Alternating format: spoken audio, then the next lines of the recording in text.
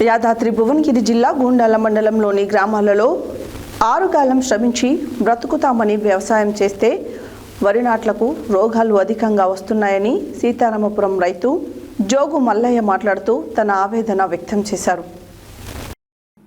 యాదాద్రి భువనగిరి జిల్లా గూండాల మండలంలోని గ్రామాలలో 6 కాలం శ్రమించి బతుకుతామని వ్యవసాయం చేస్తే వరి నాట్లకు రోగాలు అధికంగా వస్తున్నాయని సీతారామపురం రైతు జోగు మల్లయ్య మాట్లాడుతూ తన ఆవేదన వ్యక్తం చేశారు. వరి నాట్లు వేసి 20 నుంచి 25 రోజులు కావస్తున్నా నాటు వేసిన వరి చేనుకు ఉల్లికూడు లాంటి తెగులు వచ్చి వరి చేను ఎర్రబారి వరి చనిపోతుందని, మందులు స్ప్రే చేసినా కూడా ఈ వరి రోగాన్ని విప్పుకోవడం లేదని రైతు ఆవేదన వ్యక్తం చేస్తున్నాడు.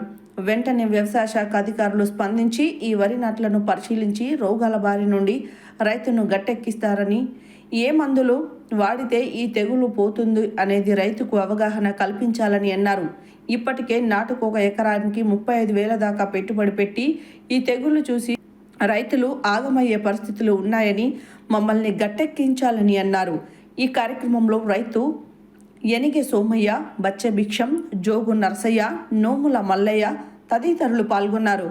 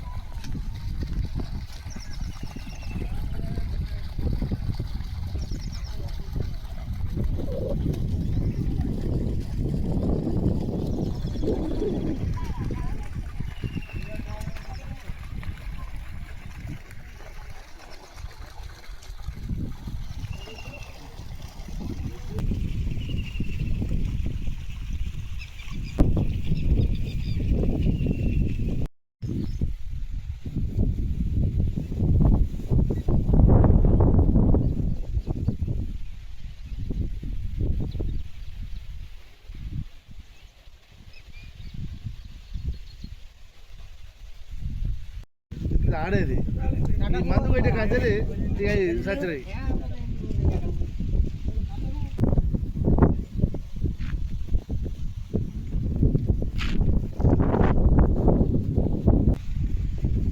వరి నాటు పెట్టి 20-25 రోజులు అవుతుంది. వాస్తవంగా డిఏపి వేసినాం, మంచిగా నాటు వేసినాం. నాటు కూళ్ళు 5 ఎకరానికి 6-7 వేలు అవుతున్నాయి.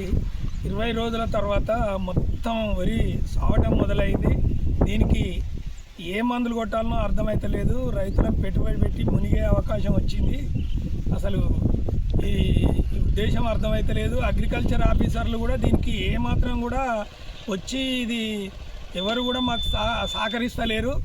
దీన్ని ప్రభుత్వం కానీ ఎవరు కానీ దీన్ని స్పందించి మాకు ఎమ్మడే తగిన చర్యలు ఏర్పాటు చేయాలని మందులు కూడా కొట్టినా కూడా పని చేయటం లేదు.